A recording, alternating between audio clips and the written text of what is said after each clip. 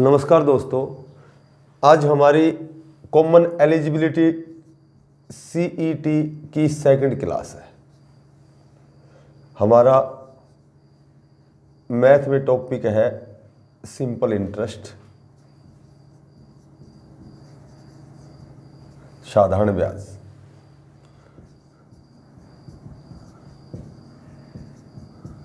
साधारण ब्याज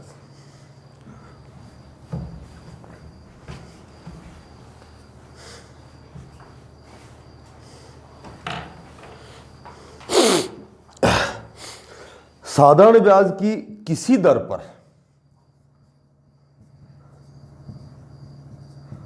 साधारण ब्याज की किसी दर पर साधारण ब्याज की किसी दर पर 2,000 रुपए का 5 वर्ष का मिश्र धन 2,000 रुपए का 5 वर्ष का मिश्र धन 5 वर्ष का मिश्र धन 2,600 रुपये हो जाता है। 2,600 रुपये हो जाता है। 2,600 रुपये हो जाता है। यदि दर में 3% वार्षिक वृद्धि कर दी जाए तो इसका मिश्र धन क्या होगा? यदि जो ब्याज की दर है इसको 3% बढ़ा दिया जाए, इसमें 3% की वृद्धि कर दी जाए तो अब मिश्र धन क्या हो जाएगा? हमें बताना है मिश्र धन क्या हो जाएगा। देखो, साधारण ब्याज की किसी दर पर 2,000 रुपए का 5 वर्ष का जो मिश्र धन है वो 2,600 रुपये हो जाता है। यदि दर में 3% वृद्धि कर दी जाए तो मिश्र धन क्या हो जाएगा? देख, समझना इस बात को। इसमें जो मूलधन है वो दे रखा है 2,000 रुपये, समय दे रखा है हमें 5 वर्ष, और इसका जो मिश्र धन दे रखा है वो दे रखा है 2,600 रुपये। अब एक बात बताओ, मिश्र धन में क्या इंक्लूड होता है? ब्याज। तो सबसे पहले 2,000 रुपये से 2,600 रुपये हो गया, तो ये देखो कि ब्याज कितना हो गया? ब्याज हो गया 600 रुपये। अब ब्याज 600 रुपये है, समय दे रखे है, मूलधन दे रखे है, तो सबसे पहले रेट ऑफ इंटरेस्ट बताओ, दर परसेंट निकालो। दर परसेंट का सूत्र कल बताया था, क्या बताया था? ब्याज गुणा 100 और अपॉन मूलधन गुणा समय। ब्याज हमारे पास कितना है? 600 रुपये। 600 गुणा 100 और मूलधन कितना है हमारे पास? 2,000 रुपये है, और समय दे रखा है 5 वर्ष। अब देखो, 2 0 से 2 0 कैंसिल, और 12 पंजू 60, यानी कि दर रेट ऑफ इंटरेस्ट आ गई हमारे पास 6%। अब ये कह रहा है कि इस दर में 3% वृद्धि कर दी जाए, तो दर 6% है। 3% वृद्धि का मतलब कितनी परसेंट हो गई? 9% हो गई। अब हमें बताना मिश्र धन, और मिश्र धन क्या होता है? मिश्र धन, वी नो दैट, मिश्र धन होता है मूलधन प्लस ब्याज। तो सबसे पहले तो ब्याज निकालो। साधारण ब्याज कैसे निकालते हैं ये बताओ? साधारण ब्याज निकालते हैं मूलधन गुणा दर 9% हो गई, गुणा समय और बटे 100। ये हो गया हमारे पास साधारण ब्याज आ गया 9 पंजू 45, यानी कि साधारण ब्याज आ गया 900 रुपये। और हमें निकालना क्या है? मिश्र धन। मिश्र धन में क्या होता है? मूलधन और ब्याज। मूलधन कितना है हमारे पास? 2,000, और तुमने ब्याज क्या निकाल दिया? 900, तो मिश्र धन आ जाएगा 2,900 रुपये।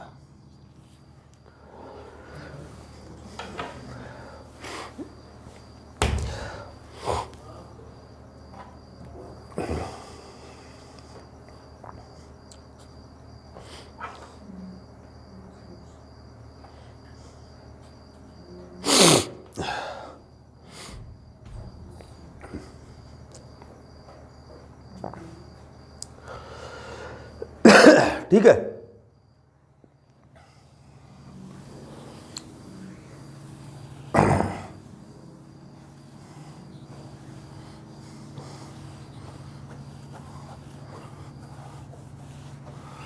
नेक्स्ट क्वेश्चन दे रखा है 5% वार्षिक की दर से 5% वार्षिक की दर से 5% वार्षिक की दर से किसी धन का साधारण ब्याज किसी धन का जो साधारण ब्याज है, जो सिंपल इंटरेस्ट है, साधारण ब्याज 1 रुपये प्रतिदिन होगा। जो ब्याज है वो 1 रुपये प्रतिदिन होगा। अब देख, लैंग्वेज जो इसकी क्वेश्चन की जो लैंग्वेज है उससे समझो कि क्या पूछा है। 5% वार्षिक की दर तो दे रखी है, क्योंकि दर हमेशा परसेंट में होती है। 5% वार्षिक की दर से किसी धन का साधारण ब्याज 1 रुपये प्रतिदिन होगा। किस धन का, यानी कि हमें निकालना है धन, मूलधन। सबसे पहले मूलधन क्या होता है? मूलधन होता है ब्याज गुणा 100 और नीचे क्या करेंगे? दर और गुणा समय। अब एक बात बताओ, ब्याज जो है साधारण ब्याज है 1 रुपये प्रतिदिन, यानी कि 1 साल में कितने दिन होते हैं? 365, और 1 दिन का ब्याज कितना लगता है? 1 रुपये। तो 1 साल का कितना हो गया? 365। तो ब्याज की जगह तो लिखेंगे 365 गुणा 100। दर कितनी है ये बताओ? 5%। और ये 1 रुपये प्रतिदिन होगा, तो 1 साल का 365 रुपये ब्याज कितने समय का हो गया? समय हो गया हमारे पास 1 साल। 5 7 35, 5 3 15, यानी कि वह मूलधन आएगा 7300 रुपये।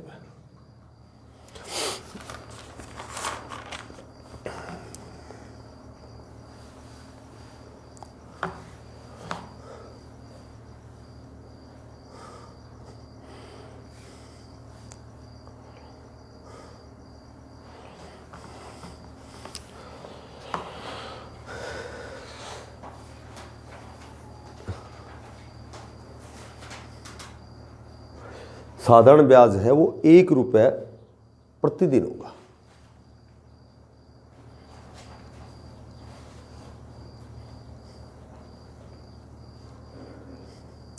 ठीक है।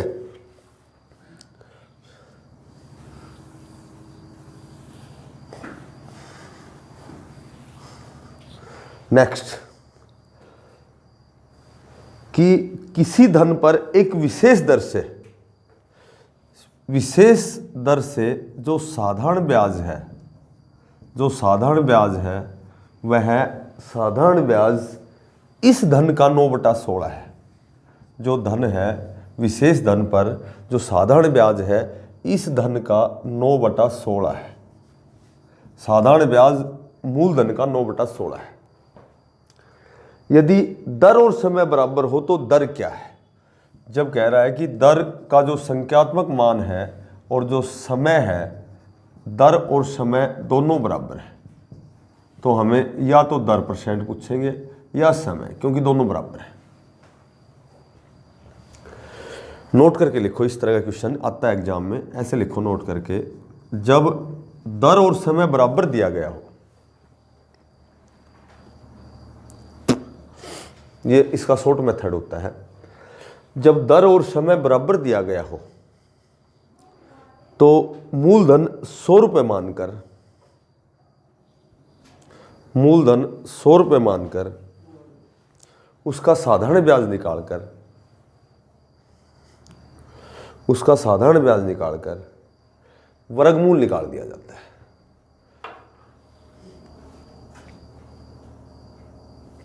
देख सुनो, सबसे पहले निकालोगे मूलधन, मानोगे 100 रुपये।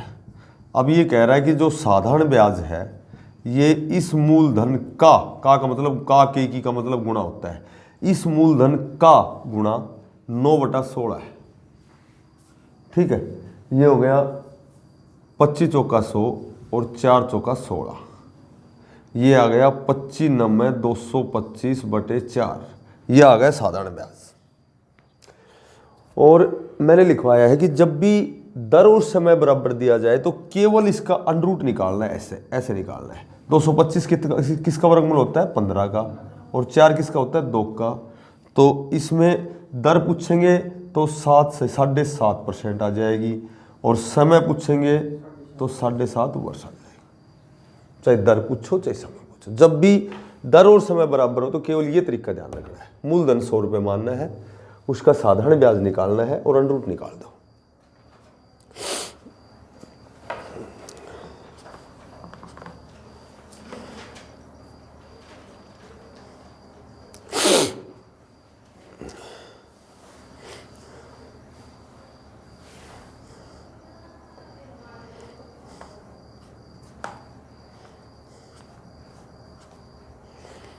ठीक है, देखो कोई धन साधारण ब्याज की दर से, कोई धन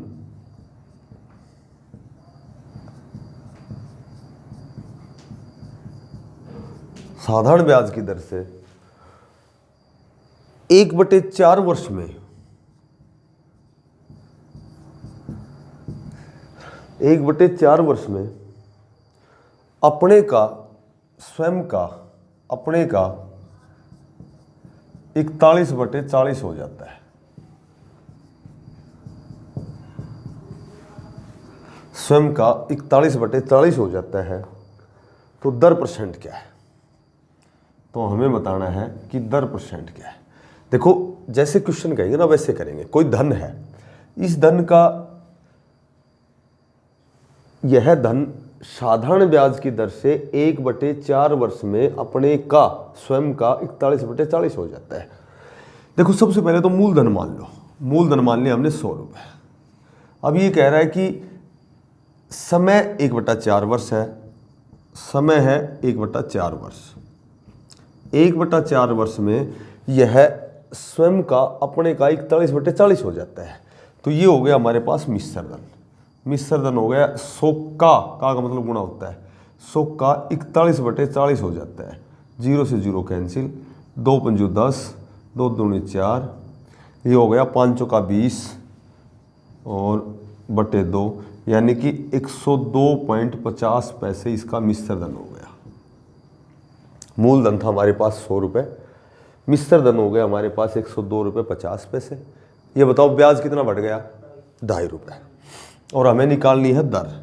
दर का सूत्र होता है ब्याज 2.5 रुपये गुणा 100, और मूलधन हमने मान रखा है 100, और समय है 1/4। ये 4 कहाँ चला जाएगा? ऊपर। ये 100 से 100 कैंसिल, ये पॉइंट हटाओगे राइट हैंड की तरफ, 2 अंक है तो नीचे 2 जीरो आ जाएंगी, 1 जीरो कैंसिल, 5 दूनी 10, 5 पंजू 25, 2 दूनी 4। तो इसका रेट ऑफ इंटरेस्ट आ जाएगी 10%। रेट ऑफ इंटरेस्ट आएगा 10%।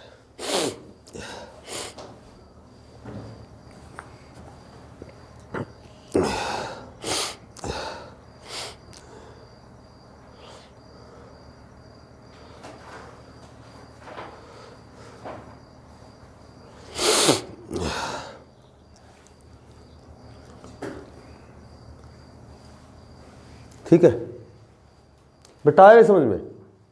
क्लियर?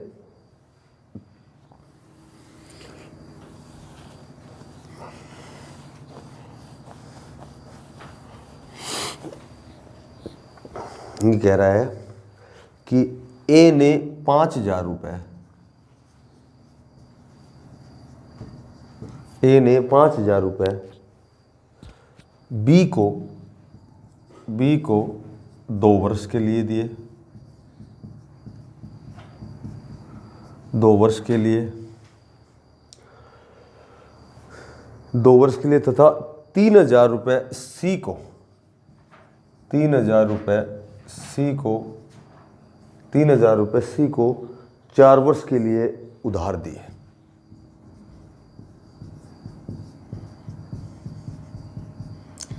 और उसे जब बी और सी दोनों को अलग अलग राशि इसने अलग अलग समय के लिए दी है, तो उसे कुल 2200 रुपये ब्याज मिले। ए को ब्याज के रूप में 2200 रुपये मिले। ये जो 2200 रुपये है ये ब्याज के रूप में मिले हैं उसे। तो बताओ दर परसेंट क्या है? तो देखो बिल्कुल नॉर्मल सा तरीका है। ए ने 5,000 रुपये बी को दिए, तो मूलधन हो गया 5,000 रुपये, ठीक है। और कितने समय के लिए दिया है? 2 वर्ष के लिए दिया है। उसके बाद सी को दिया है ए ने 3,000 रुपये, और ये दिया है कितने समय के लिए? ये दिया है 4 वर्ष के लिए। अच्छा, दर निकालनी है। दर यहाँ भी R% है और दर यहाँ भी R%, आर यानी कि दर सेम है दोनों के लिए। अब कुल ब्याज इसको दिया और इसको दिया, कुल ब्याज उसे 2200 रुपये मिले, तो इसका ब्याज निकाल दो, इसका निकाले तो दोनों को जोड़ के बराबर 2200 रख दो बस। जैसे इसका ब्याज निकालोगे, मूलधन 5,000 गुणा समय और गुणा दर और बटे 100, ठीक है। और इसका ब्याज निकालोगे मूलधन गुणा दर गुणा समय और बटे 100, और ये ब्याज दोनों ब्याज मिला के बराबर कितने होंगे टोटल 2200 रुपये। 2 जीरो से 2 जीरो कैंसिल, 50 दूनी 100R और जमा 2 जीरो से 2 जीरो कट गई 120R और बराबर हो गए 2200। 120R और 100R ये हो गए 220R बराबर 2200 और 1 जीरो से 1 जीरो कैंसिल, 22 से कम 22, यानी कि R रेट ऑफ इंटरेस्ट आ गया 10%।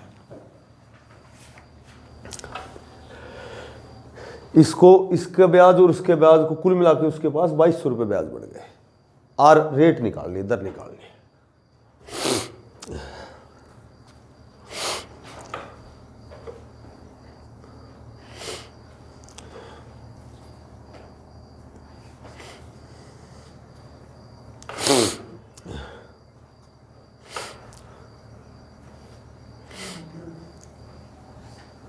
सही।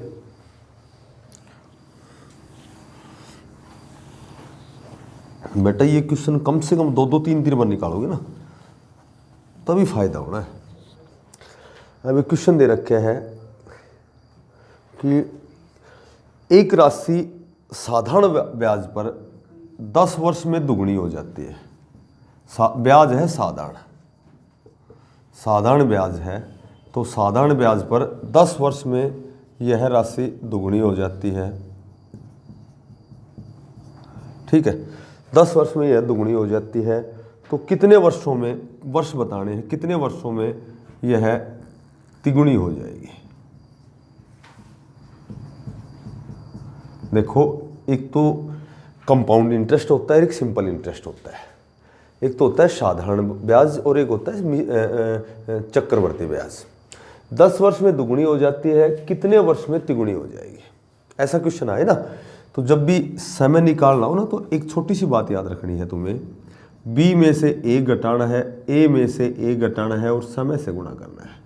वेहर यहाँ बी और ए क्या है, बी तो है दूसरा गुणा, ठीक है, और ए की जगह लिखोगे पहला गुणा, बी की जगह लिखोगे दूसरा गुणा और ए की जगह लिखोगे पहला गुणा।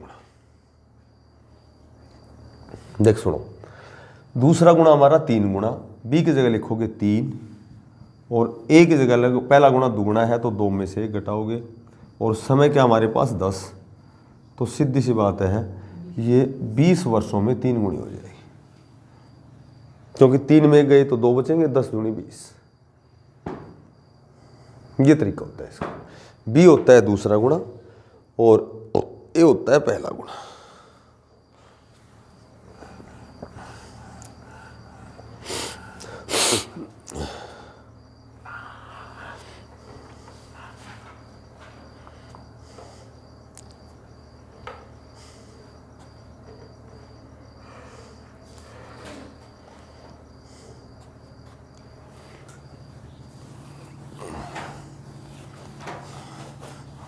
देखो एक क्वेश्चन दे रखे हैं कि कितने समय में कोई राशि कितने समय में 5% वार्षिक की दर से स्वयं से 40% अधिक हो जाएगी, स्वयं से 40% अधिक होगी। कोई राशि कितने समय में 5% वार्षिक की दर से स्वयं से 40% अधिक हो जाएगी। मेरी बात सुनो, जब भी राशि जो मूलधन है स्वयं से 40% अधिक होगा, मूलधन 100 रुपये मान लो, एक तो ये तरीका है, और मिश्र धन होगा 140। और डायरेक्ट इसको ऐसे कर सकते हो, इसमें या तो बगैर समय खराब करे, या तो समय पूछेंगे, ठीक है, या फिर इस तरह के क्वेश्चन में दर पूछेंगे। जब परसेंट वृद्धि होती है, स्वयं से परसेंट बढ़ता है, तो कितने परसेंट बढ़ गया वृद्धि कितने % हो गई और इसमें दर का भाग देना है। यदि दर पूछेंगे तो कितने % वृद्धि हो गई, दर पूछेंगे तो समय दिया जाएगा, समय का भाग दे देना, समय पूछेंगे तो दर का भाग दे देंगे। अब % वृद्धि है 40%, दर दे रखी है 5, तो तुम्हें बताना है 8 वर्ष में। % पे क्वेश्चन आए तो केवल यही तरीका है इसका।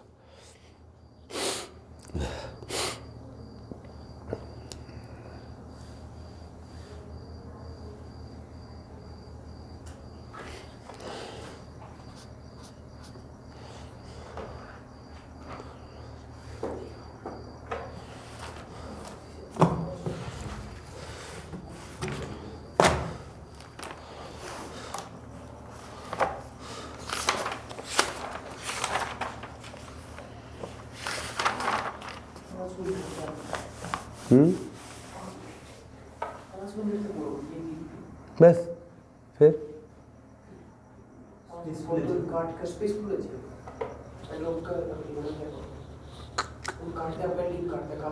काला इकट्ठी करना है सर।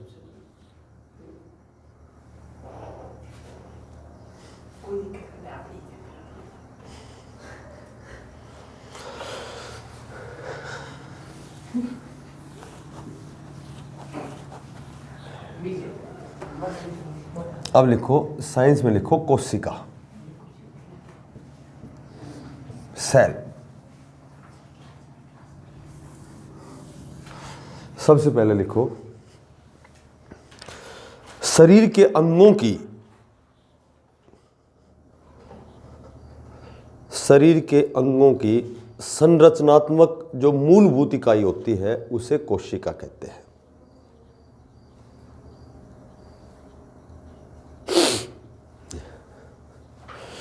ऐसे पूछेंगे कोशिका की खोज किसने की, तो ऐसे लिखो 1665 में कोशिका को खोज रॉबर्ट हुक ने की थी। इसकी जो खोज की थी, इन्वेंशन किया था, कोशिका के जो खोज की थी 1665 में रॉबर्ट हुक ने की थी। इसका अध्ययन लिखो, इसका अध्ययन कार्क की स्लाइस से किया। इसका जो अध्ययन किया था वो कार्क की स्लाइस से किया था, कार्क की स्लाइस से किया था। कार्क क्या होता है? पेड़ की एक छाल का भाग होता है।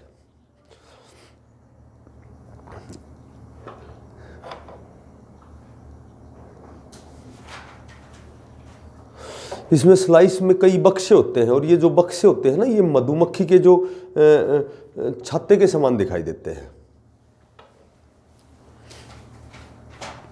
मनुष्य के शरीर में पता नहीं कितनी खरबों कोशिकाएं पाई जाती हैं, अनंत कोशिकाएं पाई जाती, खरबों, लाख, अरब, करोड़, अरब, खरब, खरबों कोशिकाएं पाई जाती है। सबसे छोटी कोशिका लिखो अमीबा। जो सबसे छोटी कोशिका होती है, सबसे जो छोटी कोशिका होती है वह अमीबा होती है, जो भोजन को पचाता है।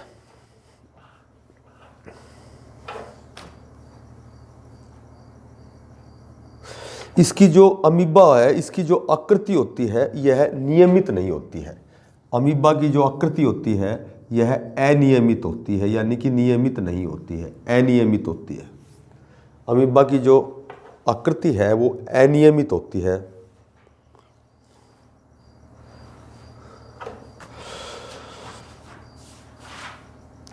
अमीबा एक पूर्ण विकसित जीव है। अमीबा एक पूर्ण विकसित जीव है।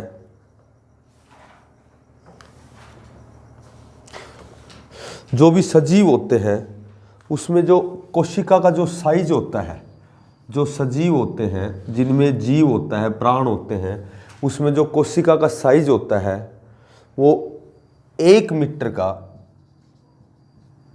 जो कोशिका का साइज होता है वो 1 मीटर का 10 लाख विभाग के बराबर होता है।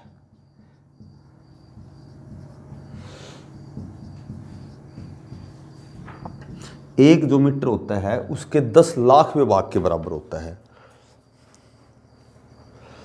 और उससे भी छोटा हो सकता है।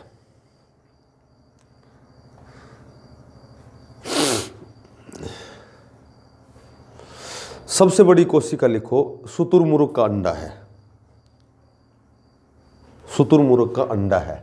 सबसे जो बड़ी कोशिका है वो शुतुरमुर्ग का अंडा है।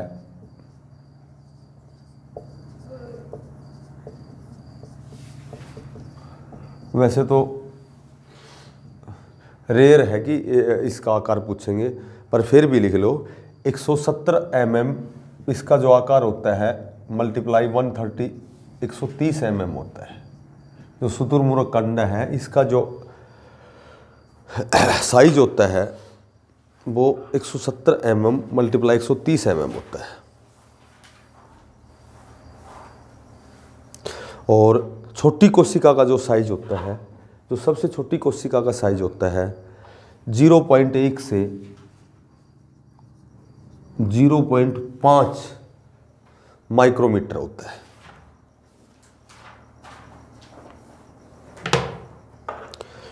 सबसे छोटी कोशिका का जो साइज होता है 0.1 से 0.5 माइक्रोमीटर होता है, जो कि जीवाणु कोशिका है।